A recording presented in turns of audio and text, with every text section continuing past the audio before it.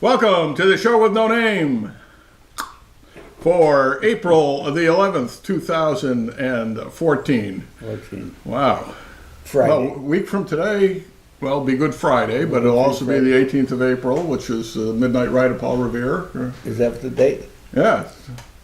Well, yes, Jim, you learned this in school in Gloversville. Well, whatever I learned in school in Gloversville, I Longfellow. forgot. Surely you can recite Longfellow. Listen, my children, and you shall hear the midnight ride of Paul Revere. It was the 18th of April, 75. Hardly a man is now alive who remembers that famous day and year. Yeah, well, if I knew it, I forgot it. The stockings were hung by the chimney with care in hopes that St. Nicholas soon would be there. Is that the same 18th? The wrong month. That was December. Same rhythm, though. Same rhythm. Anyway, I'm Bob Going with Jim Nicosia. Gavin is, I think, beginning his Easter vacation today, heading off to Kentucky to see his grandchildren. Yeah, which is neat. Maybe he's going to go to the Bluegrass Festival or something down there. I don't know. Something's going down in Kentucky. There's always something going on in Kentucky. That's a big state, and there's. You can go see the horses out in the fields. Well, might be going to see the horses. Geez, the Kentucky Derby's going to come up pretty quick, I think, right? Huh? Yeah, 2-3 weeks, I think. Yeah, maybe. Well, he's not going to be down there that long. I don't think so. Well, why not though? He can. Why not? Why not? He's retired. More or less. He works a lot more than I do for a guy who's retired. But, where was I going with that? I was going somewhere with that. Gavin's gone. I see the golf course is going to open. I got notice from Joe Morendo this morning. Oh, really? Cashiers will be there Monday to start collecting money, but the course will be open the following Monday, the 21st, the day after Easter. Oh, the official opening. So I think from now until then, you can probably play for free. I think. As long as it's not too muddy and too damp. Well, it'll be muddy. But, well, they have cart path only. So yeah. So that's going to be interesting. I heard today again. Somebody reconfirmed my suspicions last week that no more carts in the cart garage, in a shed. If you're in there now, you're grandfathered in, and you can stay. They're going to, by attrition, anybody who leaves, they're not going to replace them. So what does this mean? It means that you can't use your private carts? You can't use your private carts. I'm not sure about trailering your cart in, but you can't store your carts there anymore. So anybody who's already stored can stay. So what are they going to do with that big building? Maybe she's going to do her banquet hall or whatever she was thinking about doing. Somebody, I don't know where I heard it, but someone told me that she wanted to build a giant banquet hall to take care of all the banquets in the city instead of going out of town. Yeah, but is a cart storage shed a suitable place for such a thing? No, they'd have to tear them down and rebuild. The idea is to get rid of it after we probably haven't paid the bonds off for that building yet. Huh? I think they have. I think they have by now. Wow. I don't think any of their bonds are left. I think. Why is everything a secret, though? I don't know if it's why do we have to hear this? Yeah, by rumor. By rumor. Yeah, well, that's because that's the way she wants things. She doesn't want the controversy before the fact. Just wants it to be a fait accompli. Yeah. We've already made all these plans an accomplished fact. Yeah. In other words, it's done before anybody knows about it. Exactly, and then they can all bitch about it. Right, and then they'll be called the negative. Yeah. Well. So what else is going on in the city? There's still. Well, apparently Joe is working, so he must have signed his contract. Well, if he wrote to you, because they gave him the contract last week to sign, and he wanted to discuss it with his lawyer. And I think that's, good for Joe. He got a pretty good salary out of it. Yeah. If people, It's not a salary, it's a no, contractual expense. Contractual. Well, that's good because she can't fire him now. He's got a Right, contract. right. And hopefully the golfers will patronize his store Yeah. for the things they knew, because I don't think he made that much money in his shop. Well, now I don't know if he's responsible for I guess he must be responsible for renting the carts now, even though he doesn't own them or lease them himself. Well, that I don't know. I don't know who else is going to do it. That's probably part of the deal, but Well, I don't know. You may have to pay the starter. well, this whole, I don't know. We should actually, get somebody who golfs on the show someday and knows this. Uncle Si used to keep me up with all the gossip from the golf course because he played every day, and but in recent years my sources have kind of dried up. Mine too. But I'll have to wait till Babe gets back because yeah, where's he now? He's off again? he's still in Florida. I don't Is think he? he's back yet. Wow. Well, it must be time. Must be. Well, he'd drop in on us if he was back, and he Yeah. hasn't, so he can't be back. Yeah, right. That proves it. He usually calls me when he gets back or when he's coming back. So anyway, this golf shed, well, the whole golf cart thing developed over the years. I mean, when my father was playing, a handful of people had golf carts. Right? Yeah. And eventually, Cy was like the last guy walking. He was having trouble getting other people to walk with him. Yeah. There's a couple guys on Henrietta Boulevard that still walk. I used to see him. Well, I haven't golfed in 3 years, so he may have stopped by now. But he was an older fella, and he used to walk every day. 18 holes. I said, I don't know how he could do it. I couldn't walk 9. Yeah, but that used to be the whole idea of the game. Yeah, right. Yeah. The pros have to walk. That's why the pros have to walk. Yeah. And that one guy that was disabled. Right. They made it so he could ride, but he only lasted one season, I think. Yeah, I don't think. Yeah, that's what happens. Yeah. But I suppose you've got to be flexible with people with Yes, different disability, situations. Yeah. But you also got to try to make it as equal as possible, so that you're apples and apples. Yeah. That's why you're not allowed to have, if you're pitching baseball, you're not allowed to have pine tar on your hands when you're pitching, because It changes. with one rule, you can't have one rule for one person, one rule for another. I'm only bringing this up because the Yankee pitcher had pine tar in his hand through the first 4 innings last night. Really? Yeah. There's all kinds of pictures on the internet today of it. And as soon as I started talking about it on TV, all of a sudden he comes out for the next inning with clean hands. Yeah. Well, if you put something on the ball and it changes its It changes the dynamics, trajectory completely. The aerodynamics of the ball. And he had a no-hitter going through those 4 innings, too. So after he cleaned his hands, he get knocked out of the box. Well, no, he didn't get. He ended up winning the game. He pitched a heck of a good game anyway. But that was the first game they won, isn't it? The Yankees. Let's see. No, I don't think so. But no, because they were ahead of the Sox anyway, which isn't too hard to do since but we're not going to talk baseball. No. In fact, the season may be over. Not in depth. Not in depth. Anyway, so eventually they build this cart shed. I remember there was some controversy about it at the time because there are electric carts and there are gas carts and people were saying, well, who's paying for the electricity to charge these carts overnight? And people were going. But this is controversies from 30 years ago. I'm talking about. There was a waiting list a mile long to get in there, to get into the cart shed. Yep. The first couple of years that I played, my son had to trailer his cart in because there was no room in any of the sheds for We had to wait, I think, 2 years. Now I understand that's no longer the case. No longer. That it's not even full. No wait anymore.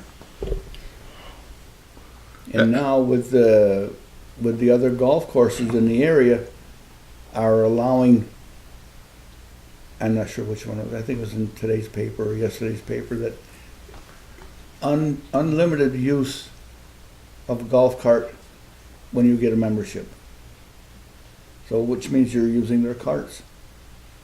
You don't have to have your own cart, so if that's the case, we're gonna lose guys here that don't have a cart, Right, that had to rent them. right. And that was her idea of not letting people bring carts in. She wants to rent the carts she bought. Force people to rent the carts Right. from the city. Right. Did she buy 30 carts or is she leasing 30? I think they're carts? leasing. At fairly. Yeah, I mean, how much you going to make by leasing carts and then releasing them?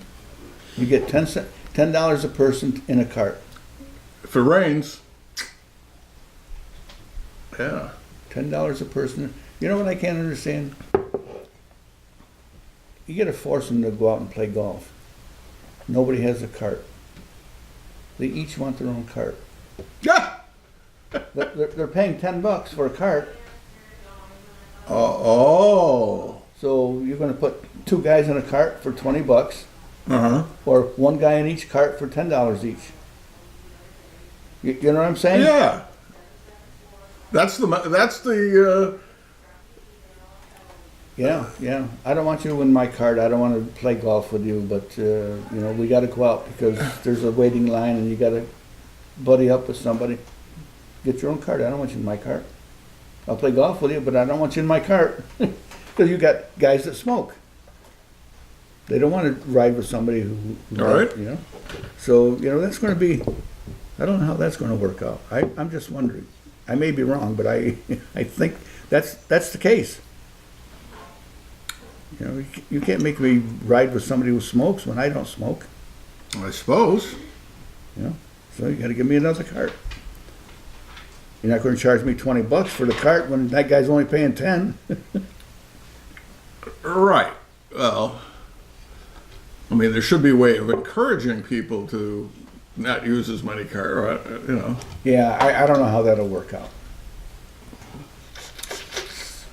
Well, it's not like anybody who works in city government has any idea how to run a business. We know that's not the case. So No, that's for sure.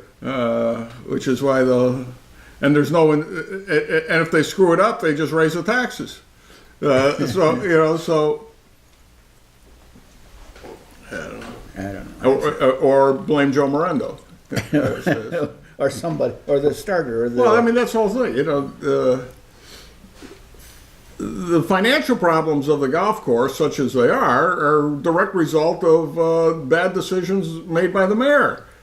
And then she blames it all on the guy who has nothing to do with it, and the concessionaire who has nothing to do with it, who seems to be the smartest person up there from what I've been seeing and what she's writing.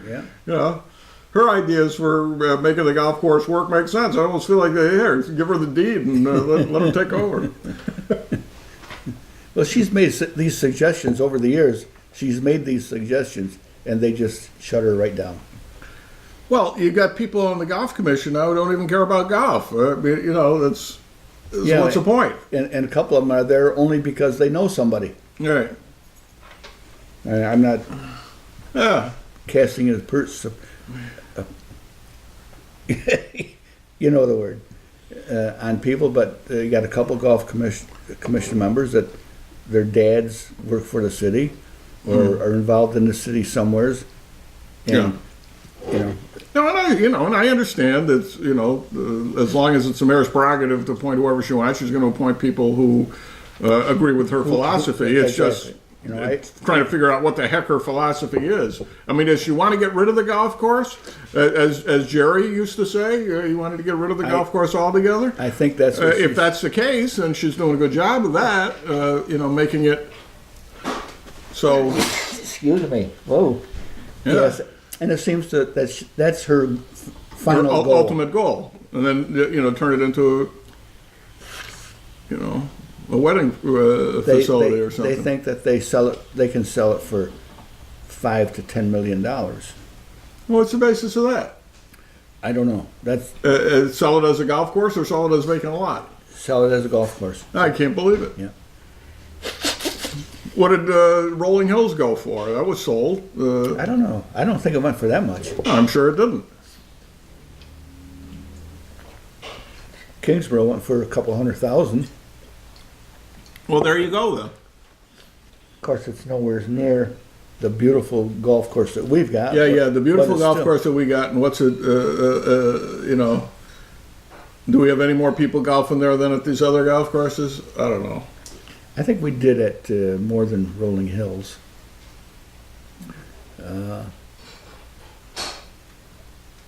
Rolling Hills is Antlers. Yes. Okay, I keep getting the other one screwed up. The Fox Run. I played Rolling Hills, I think just twice in my life. All blind holes. You can't see where the greens are. You're guessing. You've got to know the course in order to hit the ball. Right. But still, if you can't see where you're hitting the ball, it's difficult to hit it, in my opinion. Yeah. Fox Run was a nice course. That's a couple nice hills on it.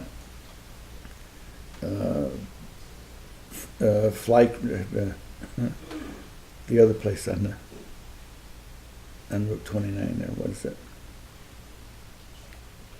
Turkey Farm Golf Course? No, the one around the corner here.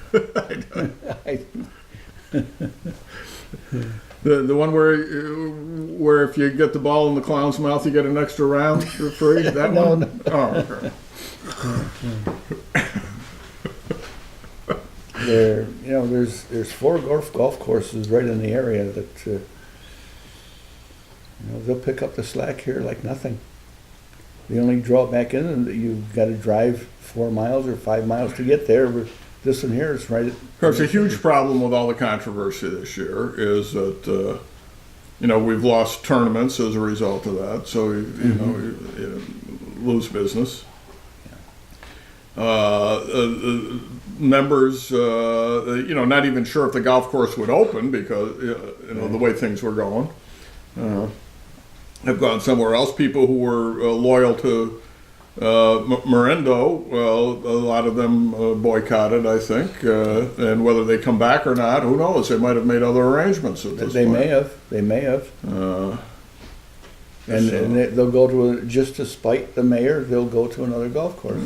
They're not going to hurt Joe because he's salaried now or he's contract now. Yeah. So, well, I don't know. We'll see what shakes out in the year. We got a year to see what happens. Well, meanwhile, they're having a Easter brunch. Looked like a pretty good deal. Easter Sunday brunch up at the clubhouse. Yeah, I saw that. Well, I'll tell you, if it's weather like the last couple of days, Isn't this beautiful? Yeah, it's fantastic. Fantastic. I almost set up outdoors today, but the morning's a little cooler. Yeah, a little bit. But by afternoon, jeepers, it almost hit 70 yesterday. Yes, it did. I walked outdoors 3 days. It was nice.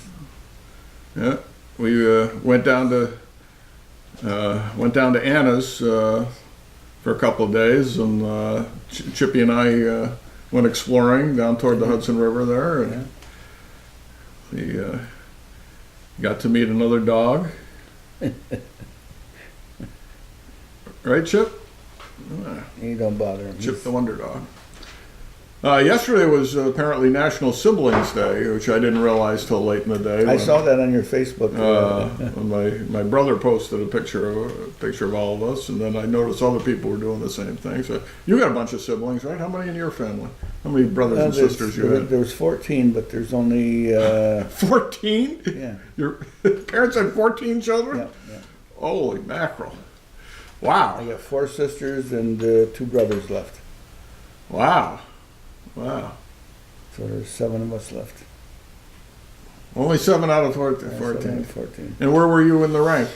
I was third from the youngest.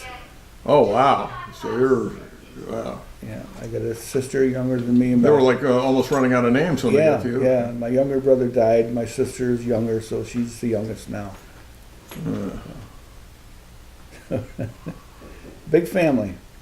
Wow. And you were born in Gloversville? Yes. Yeah. We were all born in Gloversville. Wow. And where did your parents come from? Sicily. Both of them? Yeah. Were they married over there or over here? They were probably, I think they were married over there because I don't think my mother would have traveled across the world with being unmarried. Not in that day. Wow. They came in 1913 is when my mother came. I think that's the second time my father came. He came over, went back, and then came back again. But he brought all his sisters and brothers. My father did after he was over here for a while. Wow. And then his mother. And did they all have 14 kids as well? No. I get my one aunt only had 3. The other aunt had 5. My uncle only had 3. And yeah, that was it. So they, all the Nicosias in Gloversville are relatives of yours? In Gloversville, yeah. Gloversville, Mayfield, and Broad Alban. So there's a couple in Amsterdam that are no relation. None whatsoever? None whatsoever. Not even from the same village in Sicily? No. And what was the village? Canicatia and Agrigento. Both parents were from the same place. Oh. I went on Facebook. I was going on Facebook when I first got it on there, and I was trying to friend all the Nicosias that came up. Right. I had a real bunch of them, and what I was going to do, I got some pictures of my mother's family in Sicily, so I put them on Facebook to see if anybody recognized anybody. But, they're probably all gone that recognize the pictures. But I got a notice from Facebook saying if I don't stop, they're gonna shut me down. You're friending too many people. I was friending too many people that weren't friends. Yeah, right. That you didn't know personally. That I didn't know. Yeah. They've done that to me from time to time. But you ignore them for a few days and then go back and start. Well, that's what I did, but I wasn't getting anywhere with all these people, so. Matter of fact, I only had one guy responded to me that he didn't know anybody in those pictures. I'm gonna say, I've told you about our trip to my mother's ancestral village in Tuscany, and how I did run into a woman who was a distant cousin, like a fourth cousin or something like that. And there weren't that many people in the village, but well, see, if it's a small village, you can do that, but if it's big enough... Yeah, if it's a city, if it's Messina or something, I think you're out of luck. But there were, when we went, the entire population was like 115 or something like that. Wow. Okay? Yeah. And it didn't look, as a matter of fact, it looked like it was probably smaller back when my grandparents were there.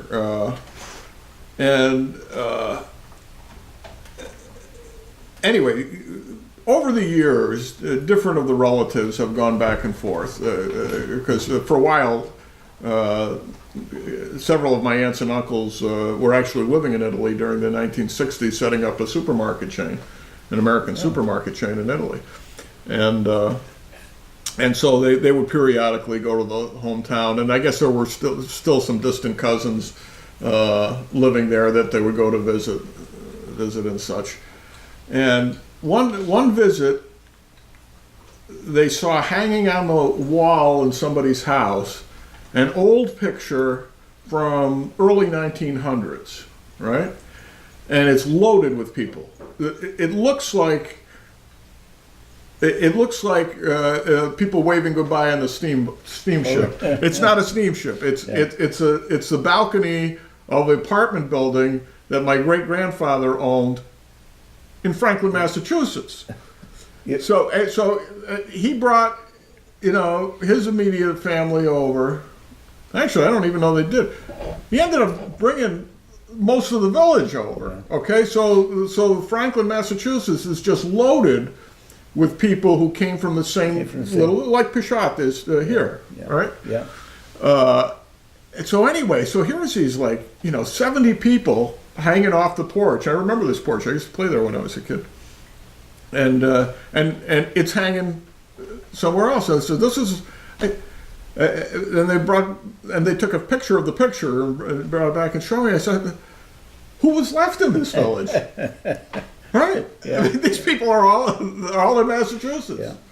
We got one of the pictures that I put on my Facebook page that my brother had taken when he was over there in the early 50s. There's a china closet, and you can see a picture in the two pictures in the china closet. One of them is a picture of my mother's father, and I've got the same picture in my house. The other picture is a picture of my sister's wedding. Oh, no kidding. Yeah, and they had sent it over there. They sent it over. Well, yeah, well, back then that's what you did. Right. You traded pictures with weddings, right. And still nobody recognized that picture. That they're related. So I would really like to go over, but I don't want to go as a tour because I don't want to have to spend 3 days and not find out anything. I'd Right, spend right. A week or two there. Right. Right. So, Well, go. Just not Tuesday because Gavin's not going to be around to do the show. I'm going to need you there.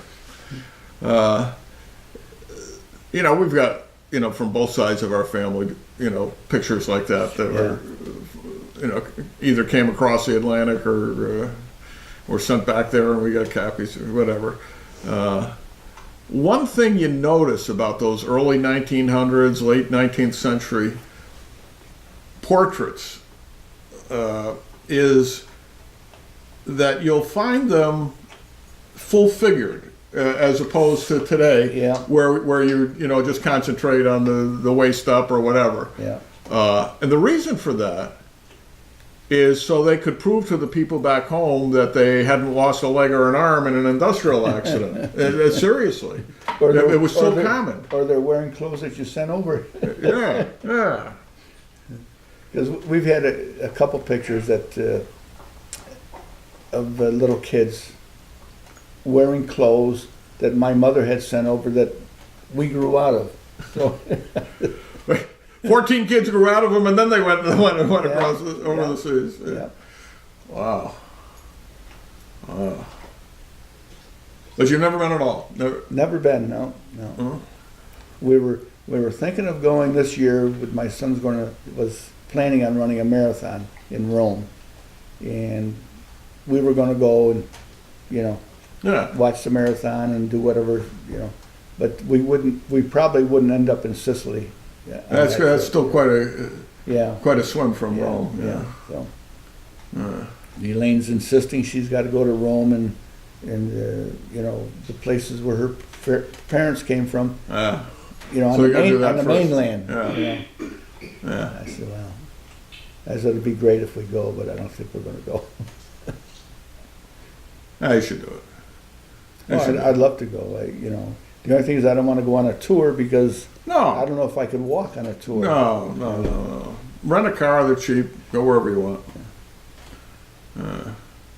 And it's... Well, they tell me, well, I don't know about you, but the people that I know that have gone a couple times, they said a tour is good the first time because then you know where you are, you know what you're doing, you know how to get around. So the next time you go on your own, and you have a better time. Well,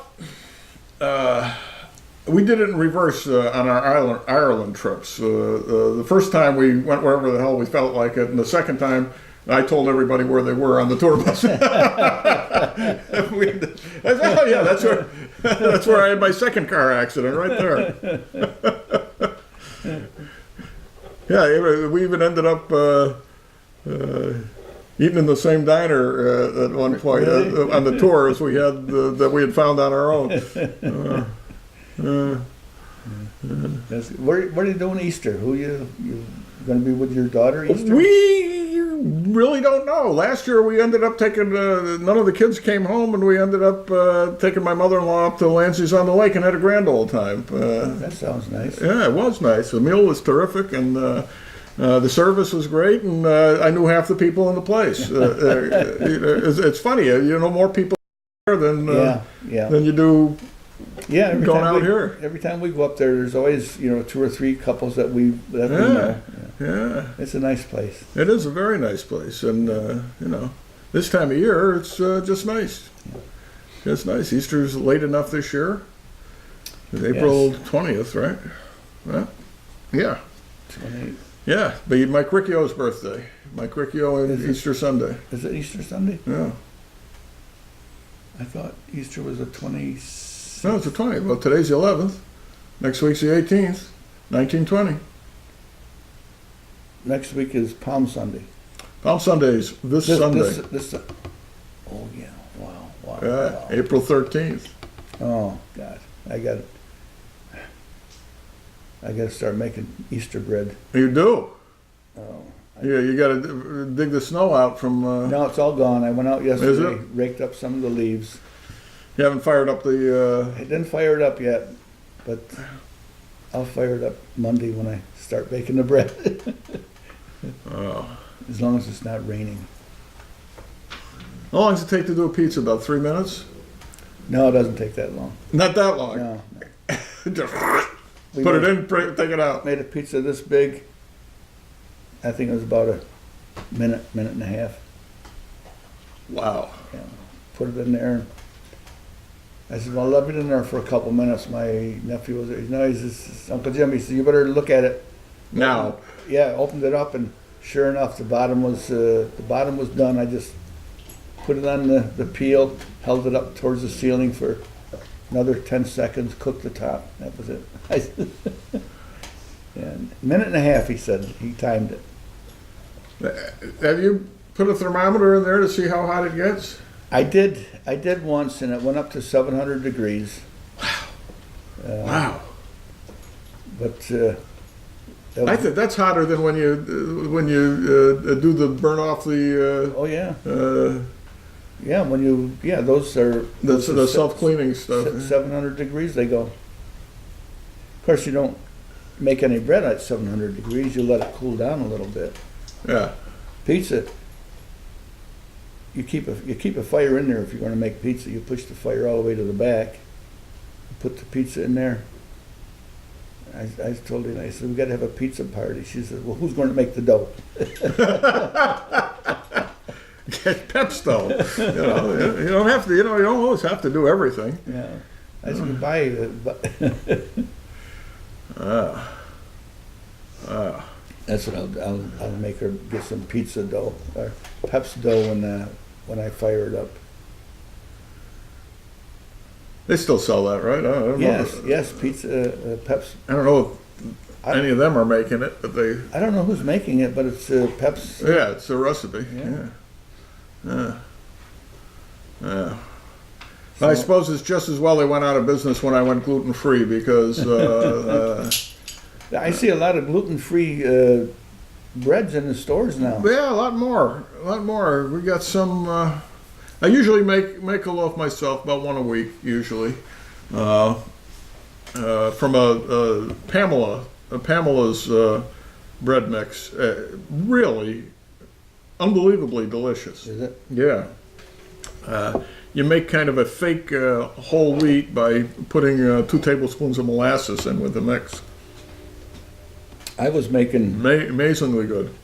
about every week or 2 weeks. I was making 3 or 4 loaves of bread, and I stopped. I said I was eating too much bread. I was, Right, right. we were eating a loaf a day. Yeah, I said, no, you can't do that. no. So now I'm lucky if I eat 1 slice of bread.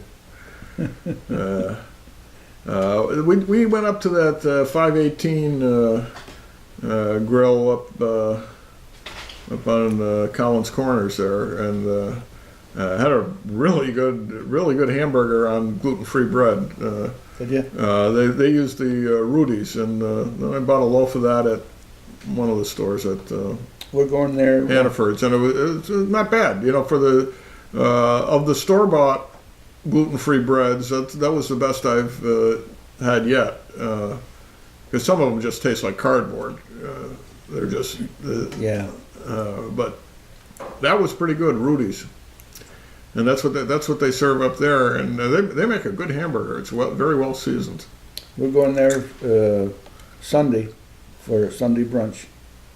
There'll probably be about 9 of us that we usually meet after Mass Sundays. So we're going to go up there because Europa, we probably won't be able to get in because Yeah, nobody goes anymore. It's too crowded, as Yogi used to say.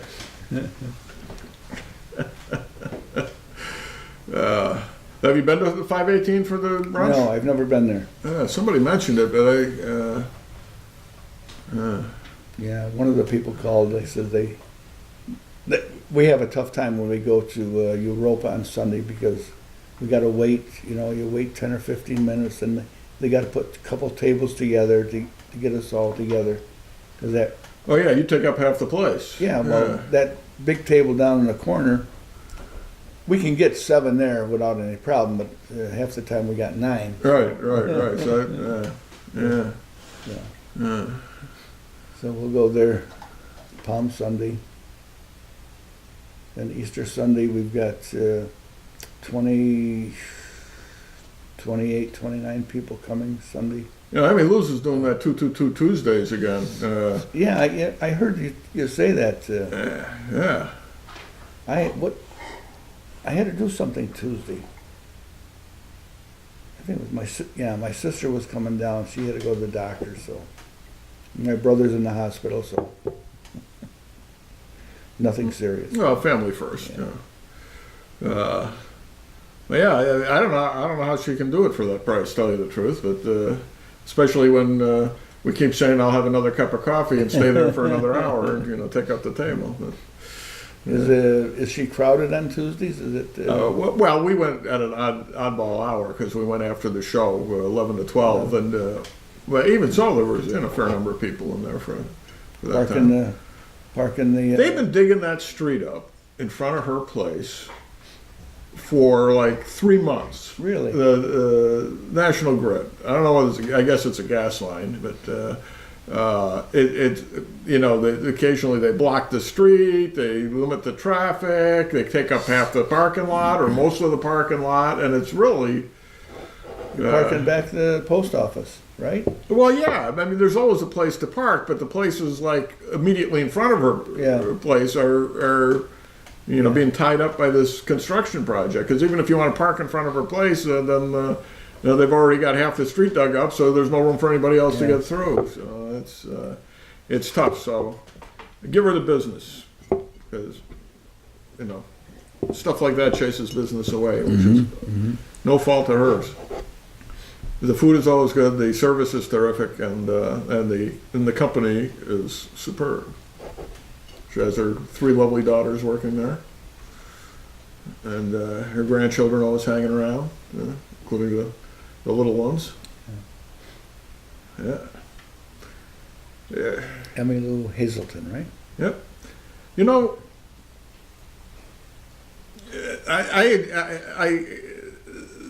The little kids have grown up in the place, okay?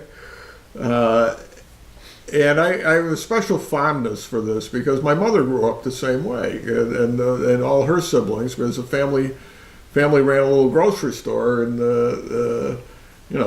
nobody was home to watch the kids. They're all working, so they had a stove in the back of the store with they keep a pot of sauce going all the time, and whoever was the baby slept in the laundry basket near the stove.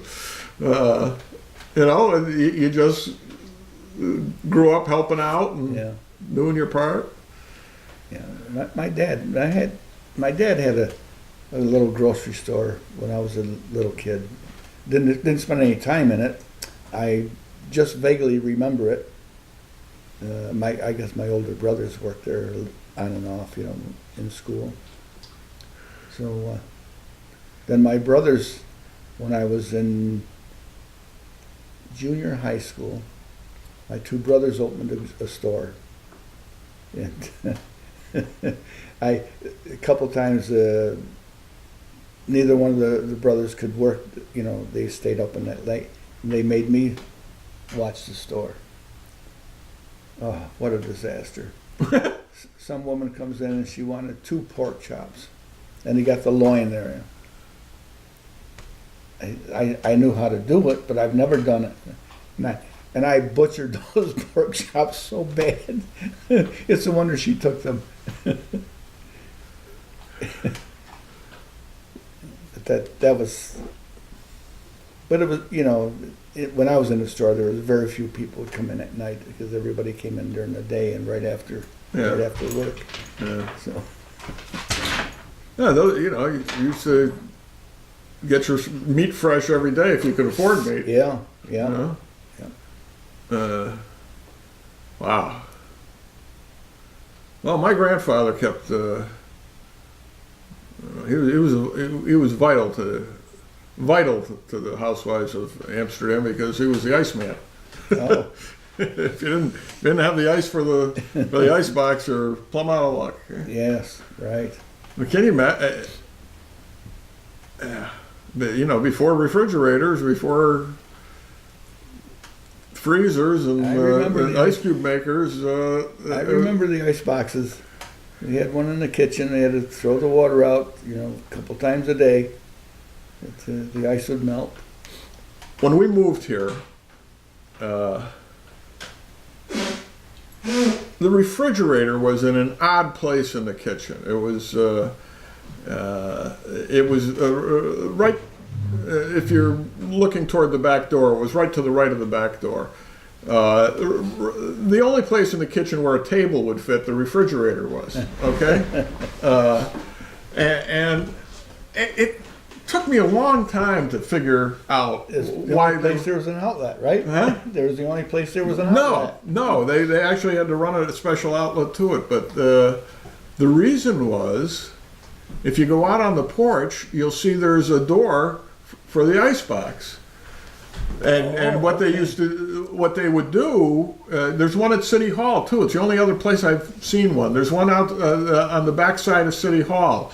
There's a door in the wall, and that's the Iceman would deliver without having to go into the house. So he would just come up on the porch with his 25 pounds of ice or whatever, open this thing and feed the ice box from the back. Did it go into the ice box? Yeah.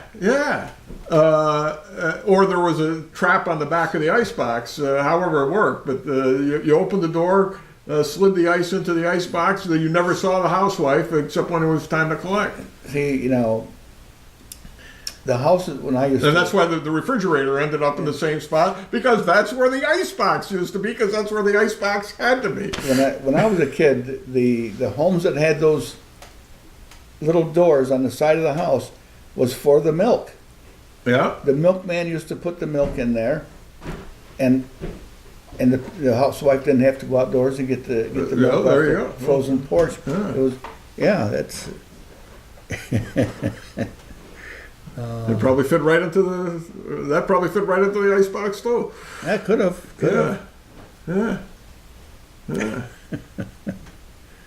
What the heck is this? Oh. So what did your father do when he wasn't running the store? He was a chef. Huh? Yeah. He matter of fact, he was chef in the Amsterdam Hotel on Main Street for a while. What was the name of it? Was it the Amsterdam Hotel? The Warner? No, Warner was around the corner. It was right there where. Where what used to be? Yeah, where Lurie's was, I think. Yeah, that was the Warner. Is that the Warner? Yeah. He was a chef there for a few years. It was attached to the Opera House. Lurie's was the Opera House, I guess. He was a chef for the Kingsborough Hotel in Gloversville for a while. Then he was a chef in one of the bars in Gloversville. His last, Yeah, I think that was the last place he was. And who did the cooking at home? My mother. Of course. Yeah, he couldn't cook Italian food. He couldn't cook Italian food. He's an all-American. Really, really. She'd kick him out. Get out of the kitchen. Whatever he'd try to cook at home, he'd ruin it. So you never worked at Russo's or? No. He never worked at an Italian restaurant or bar or anything. It was all American foods. And how the heck did he get into that? It's certainly not something he learned in Sicily. I don't know, but he had my sister's got his recipe book. I guess it's a pretty thick book that he used. Oh, we're going to have to bring that in for the show like we used to do with the recorder recipe book. You know? I asked her for it, and I don't know where it is. I can't find it. Yeah. They don't want to let it go. Right.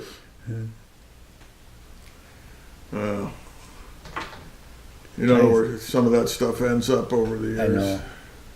My wife's got a recipe book. It's a loose leaf book. It's probably about that thick. And she's got all her recipes in it, all her mother's recipes in it. Yeah, oh, we had one. All handwritten, you know. We had those from my mother too, and copied them and spread them around. So. Yeah, she's got every one of the kids has one, and most of the grandchildren have them too. Every once in a while, I said, "Grandma, can't find this recipe. It's not in the recipe book." And she'd have to go through hers, and see if it was in there. I don't write stuff down. I just make stuff up as I go along. And matter of fact, somebody called her the other day and wanted to know about a rice pie, a dessert made of rice that she had, and she didn't know what the name of it was, so we went through her recipe book. And she called her up. She read her the recipe, or she copied it and then gave it to her. You're making me hungry, Jim. Me too. Well, maybe we should talk about the budget. I don't know. I still didn't go through the budget. I didn't print it out. I don't know if I want to print it out. Because it's, a budget. It's a wish list. It's right. Things we hope will happen. Right. And the controller was right. He says, why do you need a contingency budget? If you got the money, you got it. If you don't got it, you fake the figures. That's what they do. Yeah.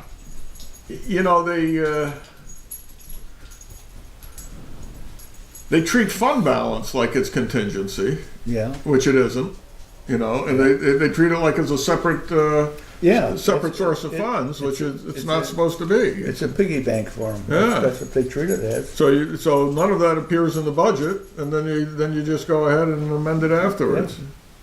Yeah. So my question is, or my thought, my wonder is, how are they going to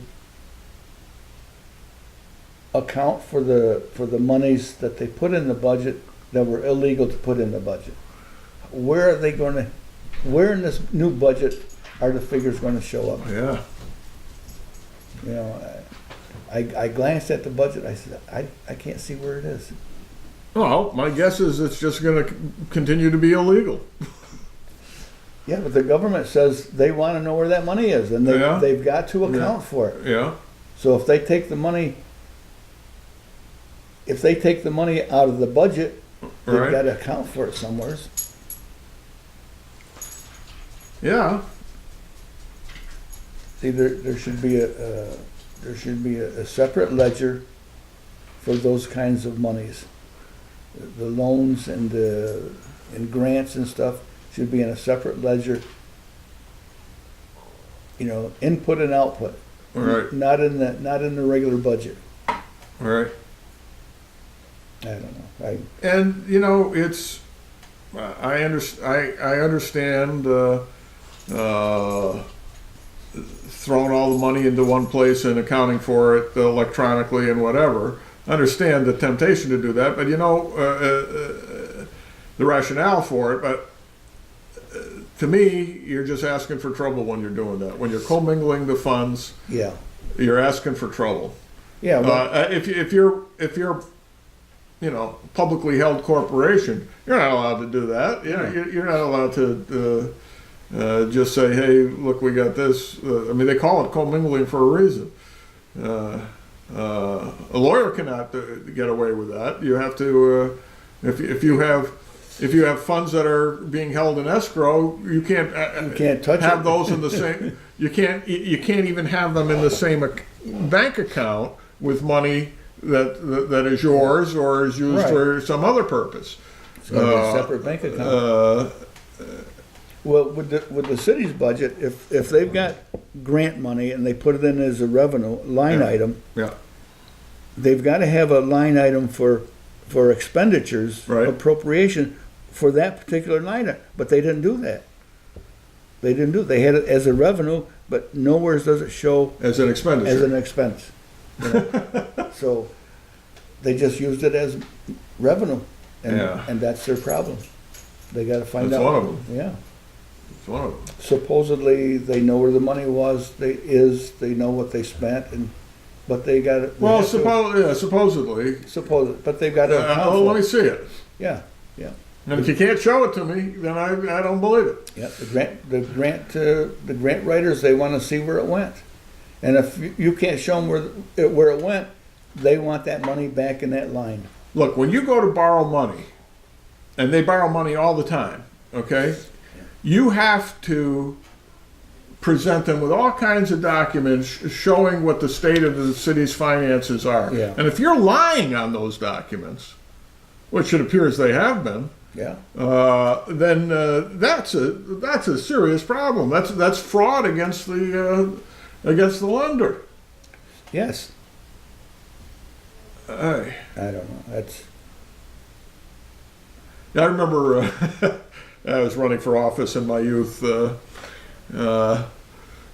was running for county board of supervisors. I was 23 or something when I was running. Excuse me. And the incumbent members of the board of supervisors would be saying things. Our debt is okay. Our debt's only such and such. Da da da da da. And I pulled out what was probably the equivalent of the annual update document at that time. And I said, when you're just talking to your constituents, you can say whatever you want. But when you're going to the bank, you have to tell them the truth. And here's what this says: it says that this is how much you owe, and this is how much we're paying back, and how many years ago, and what the status of. I was a smart ass. I recently. Then you get the double talk back. Yeah. And this is not my opponent, by the way. This I was helping somebody else who was running. But the double talk coming back was, well, you have to understand that the equalization rate, when applied to this, and use that smoke and mirrors equalization rate thing to completely confuse everyone. And if we're not on a full value assessment, and if we had a revaluation, this one.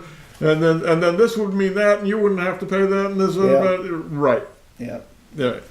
And turns out I knew what I was talking about, and I think they did too. Well, recently the mayor said that because everybody was complaining about our debt, our city debt. Yeah. She said that in this budget or in this year, substantially, the debt will be written off or be paid off. And I didn't understand that statement. Where is she going to get the money to pay off the debt, a $25 million debt? Well, maybe what she's saying is that this year, some of the money we borrowed in previous years is going to be paid off, which of course happens every year. Yeah. Yeah. Yeah, you got, and if you never borrow another dime, you got to pay the loans. They right? have If you never payments. borrow another dime, then yes, your debt is going to go down. They have to make a certain amount of a certain percentage of Yeah. of the loan to as a payment. All right. I don't know. I maybe. But I read the old minutes of the Common Council and things like that, and it used to be crystal clear. Okay, absolutely crystal clear. In 1913, we borrowed $110,000 to rebuild the city bridge. And this is paid off in 1914, 15, 16, up to 1930 or whatever. And then, but everything they borrowed for, down to a horse and cart for the fire department, is listed there. How much we borrowed initially, what's still owed on that debt, when it's going to be paid off, and that would. It couldn't have been any clearer. Now they just kind of throw these. You never know what they're doing. The aldermen certainly don't know what they're voting on. No, because they have so many loans that they've taken out. Right. That, I think a lot of times they've borrowed twice for the same thing. oh, I'm sure they did. I'm I'm still wondering what happened to that West End highway project. I'm sure we're virtually sure that we took out a huge I thought we did. amount of money on that to be paid back by the state as the project was done, and the project was never done. Never done. And it doesn't look like it's ever going to be done. No, they bought the property. The state bought DiCaprio's house there, and that was on the corner. I don't know if they did anything with the carpet land, but I don't know. That's You use the new highway system at all? That went in several months ago. The Route 5 going the other way. no. I do occasionally. It seems to benefit few people other than me, because I can get to my office just a little bit faster that way.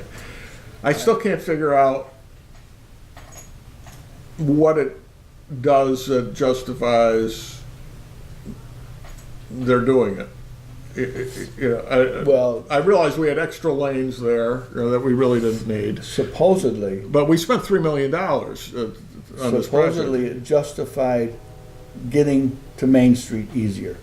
It doesn't get you to Main Street easier. That's the thing. Well, I don't see how that is true. because you can go down Church Street now, and you can take a right onto Main Street. But You couldn't do that before because it was a one-way going north. yeah. So now if you want to go down, But it depends on where you're coming from. Okay, if you're coming from the east, it gets you to Main Street. you got two different ways to get there now. You're right. You can go down Market Street. Right. But you always could go down Market Street. Right. That's my point. You could always go down Market But Street now to you get to can go Main down. Street. Now you can go down. Now you Church can go down Street. Church Street. Okay, and that gets you where? And does it get you there any faster? Depends on where you're going, I No. guess. It doesn't really get you there. It doesn't get you there significantly faster. No. I guess that's my point. If I'm going to the library from here, which we do frequently, sometimes I'll go by the new road and take the right at the library. Well, if you're coming from the east, it makes it easier to get to Main Street. Makes it easier to get to the library too, a little bit. Right. Yeah. Not $3 million easier though. Well, no. That's fine. It is a little easier, but it's not a lot easier. And sometimes sometimes I take the new route, and then sometimes I just take Route 5 to Horrigan's and or to the mall, and then and it really seems 6 of one, half a dozen of the other time wise. Yeah. You're actually, I think, hitting fewer lights going the old way, because the new way you're hitting the light at the Route 30 South Arterial and at Market Street, and then again at Church Street, and the other way you're just hitting the one at Church Street. So I don't know. It seems to benefit a little bit, those of us coming from the west. I don't see that it's really all that significant coming from the east. You can take a left on Church Street, coming from the west, which you couldn't do before, and so you save a light or two that way. But then you're hitting the same number of lights going the other way. So maybe relieves a little bit of congestion at the bridge, but it's insignificant. Yeah. I think. I don't get it. It has nothing to do with the original. The original plan was supposed to free up these lanes for more building lots, the lanes that they didn't need, and that hasn't happened. If anything, it's just put more land into roadway and less available for development. Not that anybody's developing. I don't know if I mentioned it. I'm a little. You hear a lot about how the riverfront is the key to development, right? You hear that all the time. We've got this beautiful riverfront. Yeah. It's a key to development. The new Amsterdam will be as a result of the. But you can't get there. Even if you could, is my point. Here's my point. Going down to visit Anna in Stockport, I frequently take Route 9J, which runs out of Rensselaer and basically follows the river all the way down to about a quarter mile from her house, okay? Or half a mile. It is the loveliest road. It goes through Castleton on the Hudson, goes through Stuyvesant Falls, and a few other places like that. Little hamlets along the way, and right along the river. And you got these houses with these beautiful views of the river, and then there are long stretches where there's just nothing but beautiful view, and there's nothing that looks like it's been built there in the last 75 years. Yeah. So that's my point. Here you have a riverfront that's, you would think, is prime development land. Right. And nothing there. And there's nothing there. Yeah. And as lovely as it, go ahead, Chip, up. As lovely as the view is of the Mohawk, and I do think there's a beautiful valley here. I probably got the best view of anybody if I knock down a couple of those. The Hudson Valley is more beautiful, and you've got the Catskill Mountains rimming it and stuff like that. And there's no development. I don't know. And on that side of the river, of the Hudson, only passenger trains use the tracks. So there's no trains going through at night to keep you awake, because there are no passenger trains going through after a certain hour. And even then during the day, it's only the passenger trains, not these mile-long freight trains. So it's fantasy. It's absolute fantasy. The location of Amsterdam, New York, as much as we may like it, is no better than any other place along the Mohawk River or the Hudson River. If that was the case, Rensselaer's right on the river. They got the train station there. Right. They've got the train station there. Beautiful train station. Right. And Rensselaer is a dump. Yeah. With all due respect. And we drove through a lot of it on the way back, because there was a car accident on I-90, and I got off and went through the city of Rensselaer and crossed over that way. Amsterdam will end up worse than it is now if that casino goes in over there. I don't think it's ever going to go there, but but if it did, it's not going to be a. It's not going to be a. The casino came in while I wasn't looking. It's not going to be a boon to the city. Right. So, what you have to do is prepare an economic climate that makes it possible for people to make money doing business here, and there isn't. No, there is exactly the opposite. We have a business climate that discourages businesses from locating here, despite I don't care what they despite say. all the agencies and everything else. The taxes would have to go down substantially Yeah. to make this area. Right, even plausible. Yeah, Yeah. exactly. And that casino coming in is not gonna lower the taxes because the income they got that'll come into the city will be for infrastructure or not infrastructure, for new services. Yeah. New police and fire and an emergency. That's where the money's gonna have to go. Yeah. And the Well- county the same way, they're gonna have to spend more money on road patrols and sheriff's department. Hey, speaking of trains, another thing traveling back and forth like this, we've several times come across these tanker trains, and they're colossal. They go for miles, and they're all tankers. And you know where they're coming from? They're coming from North Dakota. All that oil that they're not putting in that Keystone pipeline, Warren Buffett is putting on his trains, and they're training crude oil from North Dakota through here to the port of Albany, where they put it aboard ship to the nearest refiner. And it's absolutely incredible the business that's going through there. Yeah. And the fact that they're pouring so much oil out that even without the pipeline, they can make a profit shipping it by train to the port of Albany from North Dakota. That's unreal that it's cheaper to bring it that way. Yeah. Boy. Yeah, and they can't. That it's cheap enough anyway. Because obviously the pipeline would be a hell of a lot cheaper, and for some reason the president's still sitting on that pipeline. And if they keep screwing around down in Albany, they won't let them put those heaters in. They may move it somewhere else. What heater? What are you talking about? They want to heat the crude oil so they can transfer it from their storage to wherever they. Because it's too thick to pump. Oh, I didn't know that. Yeah, so they heat it up. And who's complaining about that? The people in Albany. They don't want the. They don't want the crude going down there because it's a hazard.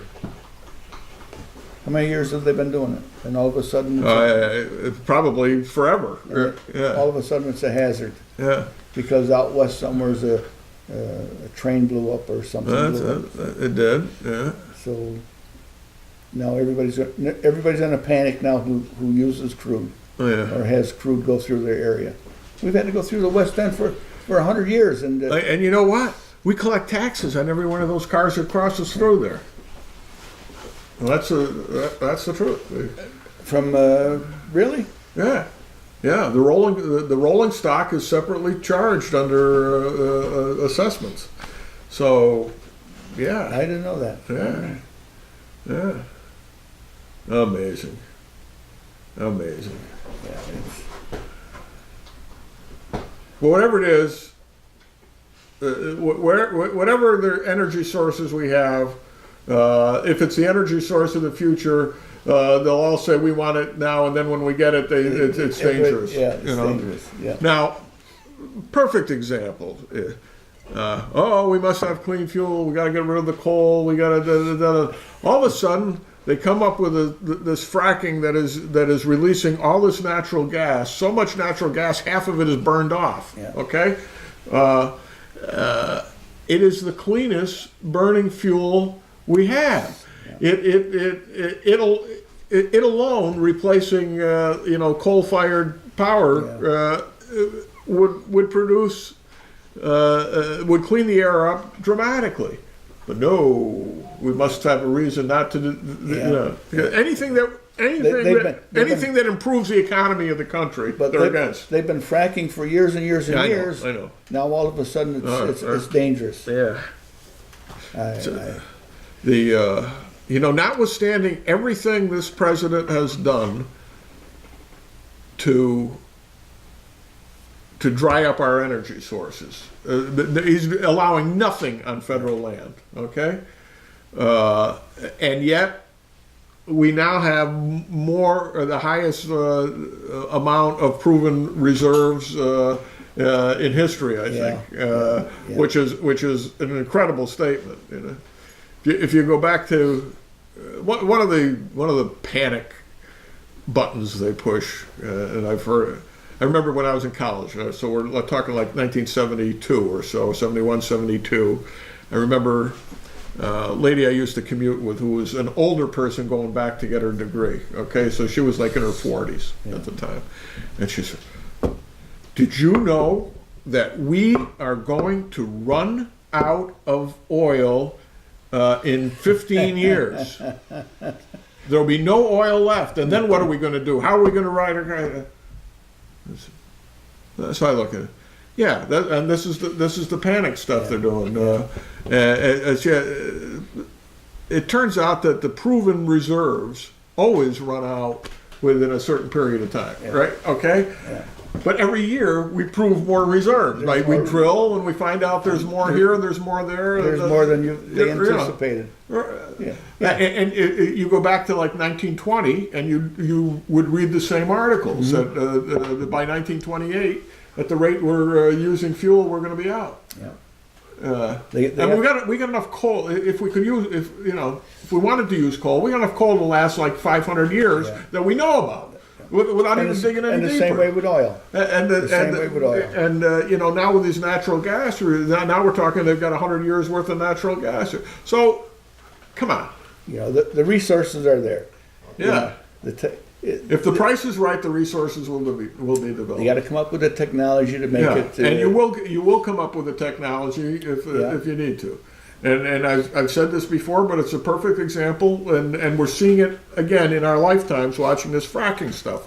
In the 1870, there was a fuel crisis in this country because most of our homes were lit with whale oil. Right. Okay, and and we overfished the whales, and all of a sudden the demand could not keep up with the supply. Yeah. As a result,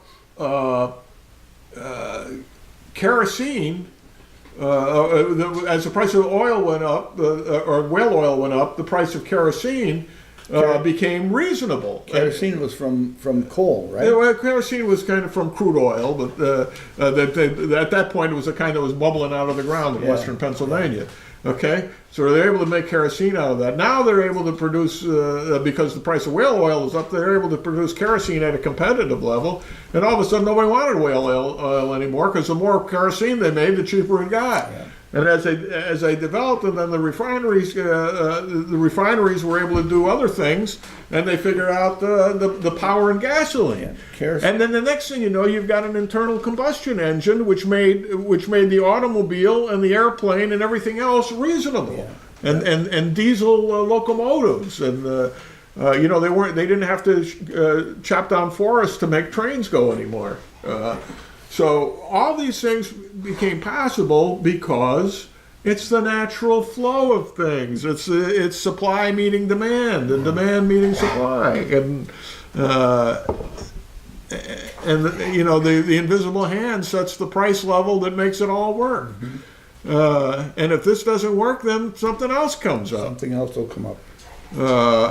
And so we have to invest all this money in solar and wind and all that. The day may come when they'll be feasible because the price of gas. Maybe we will run out of crude oil, and the technologies will meet somewhere. And somebody's always trying to make a buck. But they'll tax the wind. Yeah. They'll put a tax on the wind. Yeah, tax your breath. Yeah. They don't need the government to do this for us. Yeah, they drives me crazy. I got a comment on our radio show. A listener from way outside the area who used to live here. We started off the show on Tuesday talking about 1939, what a great year in the movies it was. And we were talking about, Gone with the Wind and Goodbye Mr. Chips and Drums Along the Walk.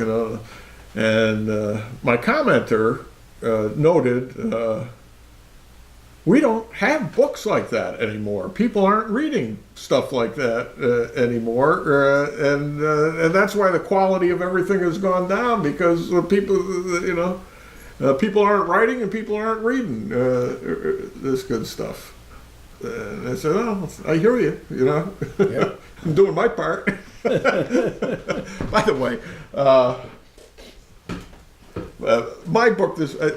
I was looking for something else on my bookshelf, and I came across this basically literary autobiography of Bob Considine, called "It's All News to Me" by Bob Considine, who was with the Hearst chain for decades. Used to read his column in the Sunday Times Union. Considine was, I always found, one of the best writers around. Whether it was the editorial page or whatever, he could write about anything. He was a sports writer, he was a politics writer, military writer, all this stuff, and he'd go around and interview Khrushchev and things like that. What a wonderful book this is. And it was just hidden in, I must have I clearly bought it at the library. Whether I bought it recently or 20 years ago, I don't know, because it was a little dusty when I pulled it out, and I know I had never read it, and I've completely forgotten I had it. But it's great. It's great. His private interviews with MacArthur and Eisenhower, and stuff is revealed in this book that he had never revealed while these guys were around, and but it just great. Just good, wholesome, great American writing.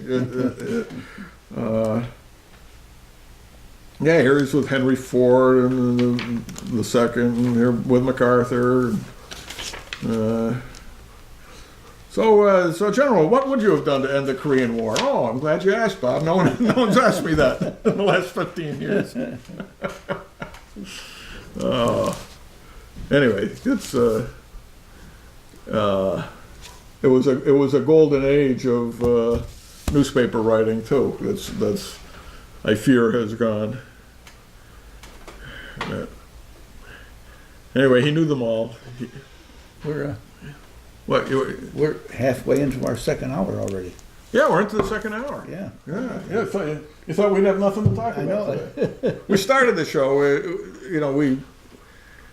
Although I record it, I never show the stuff we talk about before we do this is a show with no name business at the beginning. But we started out by saying we have absolutely nothing to talk about today. We were scratching our head. What the heck? And I tell you, I got up this morning and I was, what is there left to talk about? When I left the house, I had to take Elaine's car to the garage. And she says, "You're going to go to the blog today?"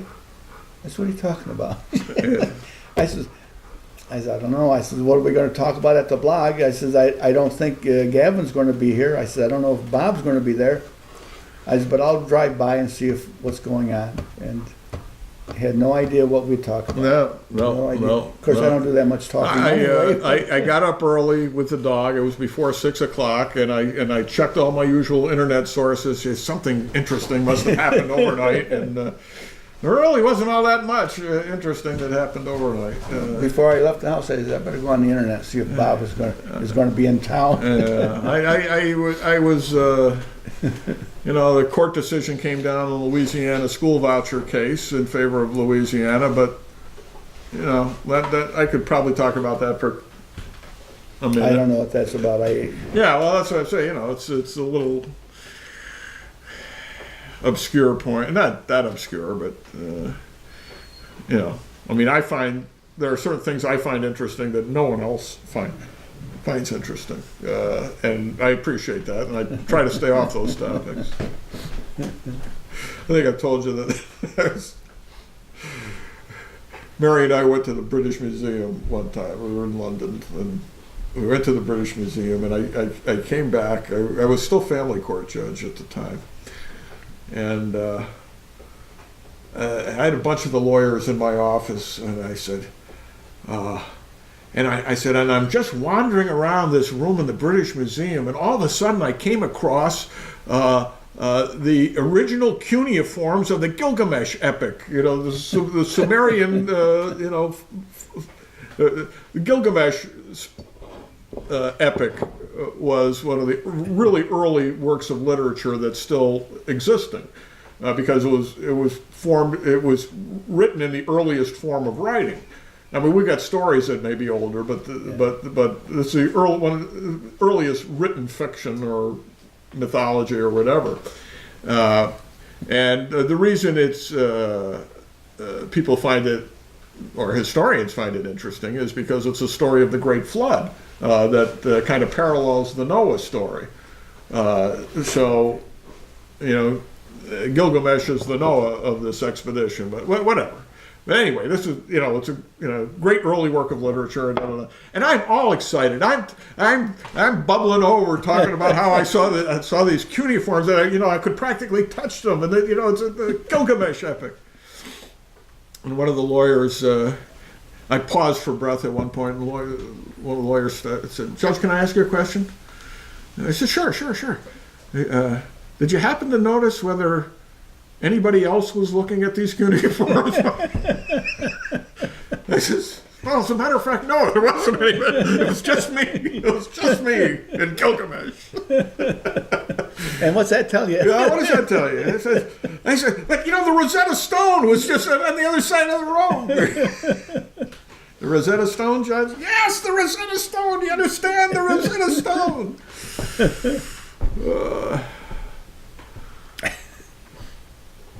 You know what the Rosetta Stone is?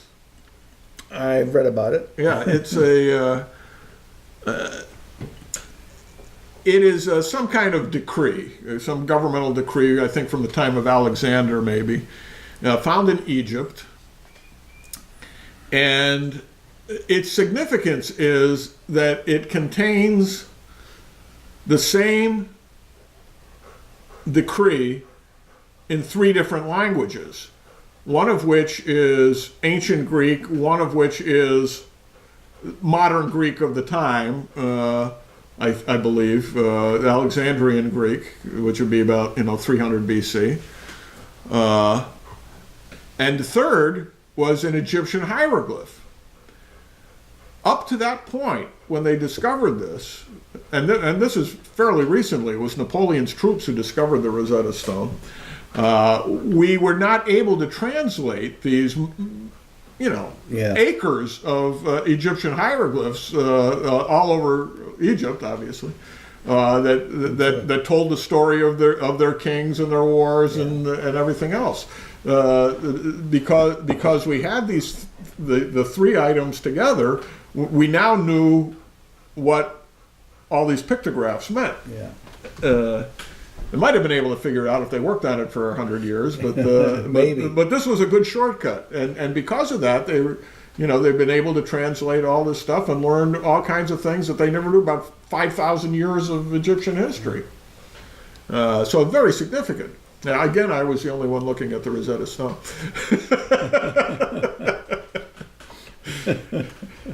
But there were a lot of people looking at the Elgin marbles upstairs, which were the frieze of the Parthenon in Athens, and Lord Elgin saw that the Greeks weren't taking care of them, and he brought them back to England, and where they've been ever since. And they want them back. And they want them back, and tough beans. They didn't take care of them; they lost them.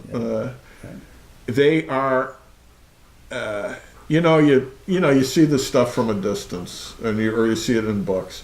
When you see the artwork close up, it is absolutely fantastic. Yeah, I mean, they've got like chariots pulled by horses, and you could see the sweat on the horses. That's how good these carvings are. I mean, when we were in absolutely magnificent stuff. When we were in Athens there, I don't know, a few years back, and my son ran a marathon there, so at Marathon. So we went over. He ran a marathon at Marathon, and you went to Athens. Yeah, so we went there, and the Parthenon, just amazing. Yeah. You got to walk up the hill. you know, you see the pictures. Yeah. It's not, I never knew it was on a hill. I never knew it was on top of that mountain. We had to walk up the mountain, and there it is. There's stuff on the ground. You can't pick it up. Right, right. Elaine's got a rock collection. I said, you better not take one. I think she did, but the absolutely breathtaking. Yeah. And then down in the middle of the city, they were building a new building construction. They had to stop. Because they found so. They had great big earthen urns and jugs that they uncovered, and columns. I said, they can't build anything here because every time they dig, they're finding something and they can't take it. Right. They can't finish the job. They have that trouble in Rome and London, all these places. And even the airport for the Olympics that they were building. Yeah. They had to stop. It took them years to build the damn thing because of the artifacts. But one of the ancient wonders of the world that is no longer existing. I think the only one that still exists is the Great Pyramid. Was the temple, the statue of Zeus at Olympus. And I forget who the sculptor was. I think it was like Phidias or something like that was a sculptor. And we have all kinds of descriptions and drawings of what this statue looked like, but somewhere along the line it was destroyed. And one of my professors in college was pointing out how pay attention to legends, because the legends have a lot of truth in them. And as an example, she said she was at the site of this, where the temple was. I think it was at Olympus. And the tour guide is taking them around, and he says, "Oh, over here under this hillside is buried the workshop of Phidias, where he made this statue." And and there's absolutely nothing there other than a bush or something. It's like my telling you, it was the backyard. And several years later, they dug it up, and sure enough, I mean, it had been buried for 2,000 years, but they found the workshop and all the They dug it up. Yeah, and that was kept in the collective memory of their culture for 2,000 years. Yeah. Yeah. Ah. But if you, I don't know if you've been to Greece, but No, I haven't. The next time you go overseas, you've got to go to Greece. You've got to go to Athens. It's just spectacular. The Colosseum, it wasn't the Colosseum. It was the Parthenon. The Parthenon. The Parthenon and the stadium. Yeah. I know. Stadium. You're up on top and you're looking down. You see the stage and all the seats were carved into the mountain. Just absolutely beautiful. Rick and Karen Partika were over there. They toured the world before they had children. They went everywhere. And they stayed at a hotel with a view of the Parthenon that is just amazing. So they're lounging by the pool, and here's ancient Athens, right on top of them basically. And the photographer says, "Can I take your picture?" Sure. So they ended up in the advertising for this hotel. Come stay here, and here's Rick and Karen, and on postcards. So the hotel used them on postcards for many years. Chuck White came back with one time. I'm not a big drinker, and so we were there, and they had Ozo, at the table. Let's bring a bottle back to the kids. Famous Greek drink, these kids will love it, right? I bring it back. Also, a gallon of olive oil from Greece, right? So we, Oh, that can weigh down your baggage pretty quickly. it killed me carrying that stuff around. We get back and, oh yeah, says we have Ozo all the time at the. Yeah, I says what? yeah. Yeah. It's the same way with the olive oil. We went to the store and there's the same stuff. Yeah, it's kind of, I came back from Knott's Berry Farm with some jelly, and it was on the same thing was half price at Hannaford. Yeah, I said, oh God, I says, yeah. The hillbillies bring it back. But traveling is great. I want to do some more of it. That's haven't seen half the places I want to see. And Oh, I wish I could. haven't been to Paris yet. Flew over France, but want to see Paris. Want to go back to Ireland. England, we didn't spend enough time in. London, I could have spent a month in. It's an easy city to get around, and the subway goes everywhere, and there's so much interesting. I mean, I could spend days and days in the British Museum, and we just allotted ourselves one. And a lot of the people speak English there. On top of that, not where we were, but.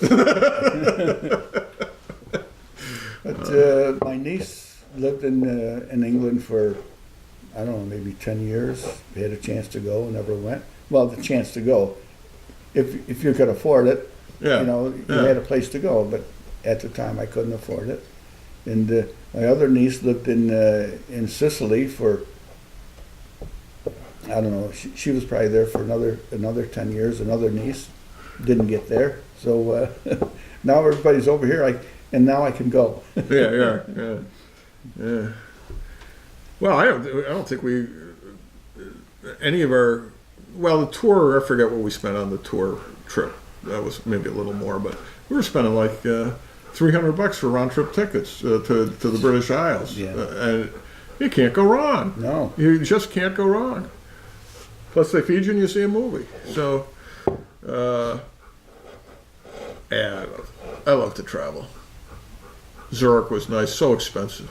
That's got to be the most expensive place. Really? Oh, you just didn't want to do the translation in your head, between the euros and the Swiss francs and you fill a car up with gas, you just put it on the credit card and worry about it when you get home. But top of which they charge you for. Then you got to convert liters to gallons. You say, well, it doesn't look that bad, except the price. Prices in euros for a liter, what we were paying in dollars for a gallon, and then it's a little more than that, and so you're paying 4 or 5 times. I do remember a Whopper was like $7.50 if you dollars in dollars if you converted it, which after you figure that out, you don't want to convert anything. You don't want to convert anything. Just I almost put it on the card. Do the best. The Greek money, I forget what it was. It was a thousand and a 10,000 bills. Yeah. Because I don't even know what they call it anymore. Drachma.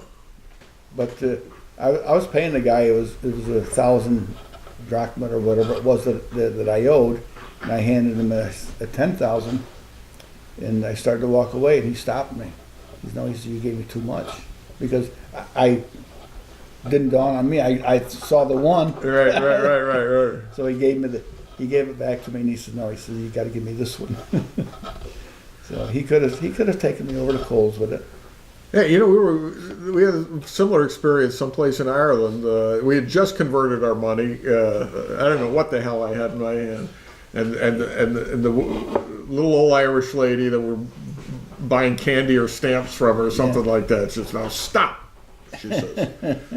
"Just stop. You have to know what you have in your hand here, so this is how much it is. This is, you want one of these bills, this is what these coins are worth." And she explained the whole monetary system of the country to me. Then probably gypped me, I don't know.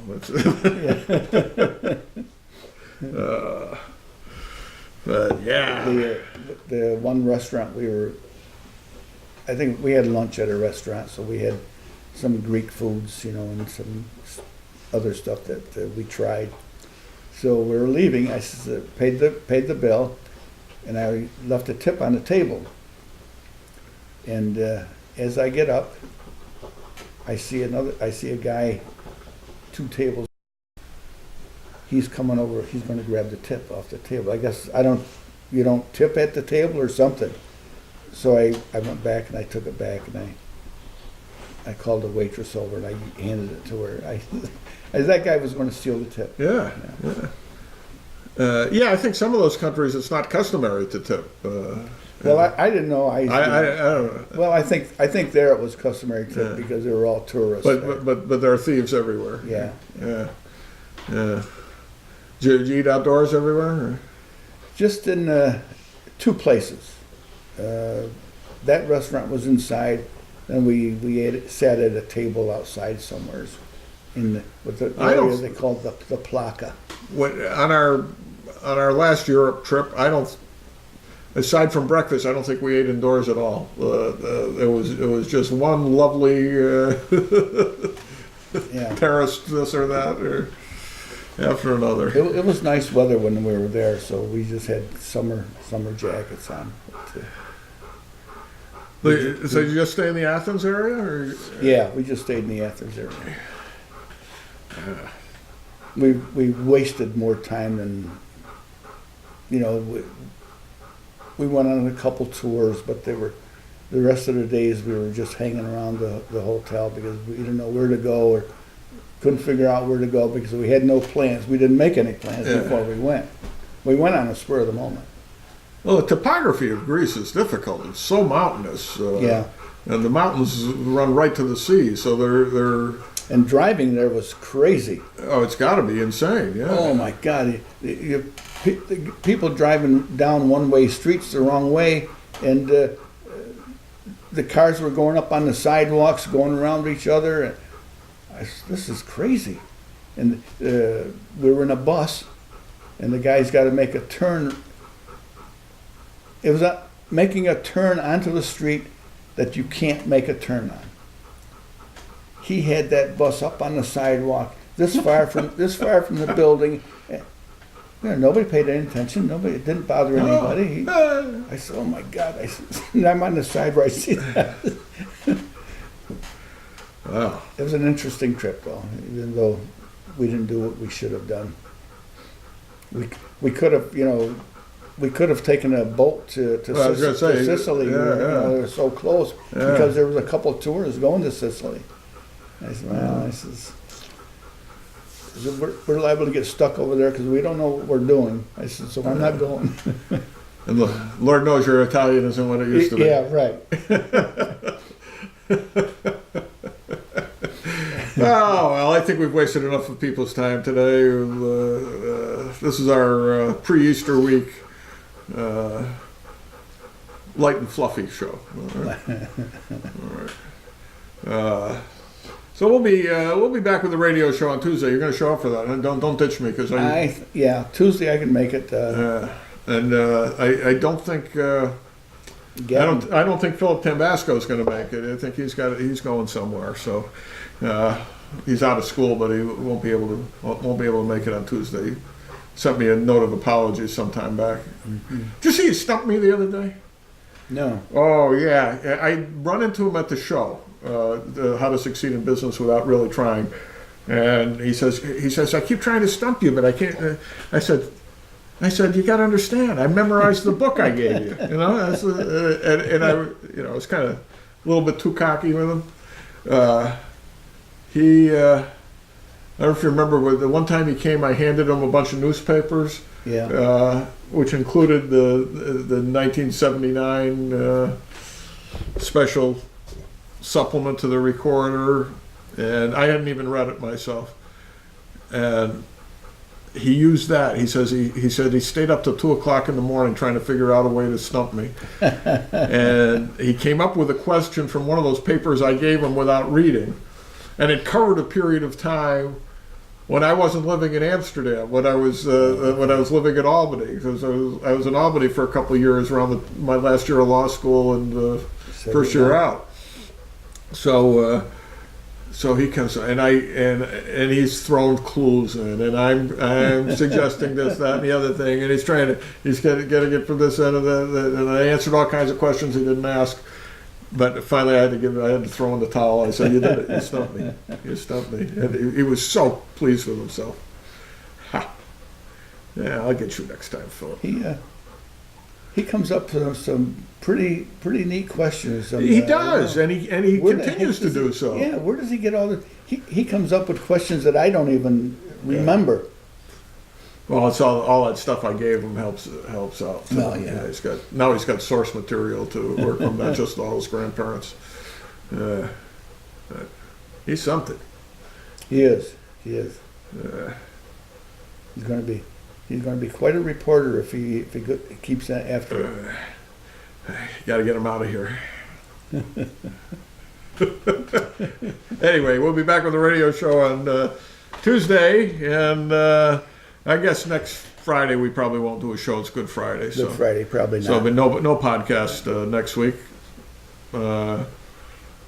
So happy Easter for those of you who aren't watching the radio show, and yes, and we'll be back at some point with more of the show with No Name. Have a good week.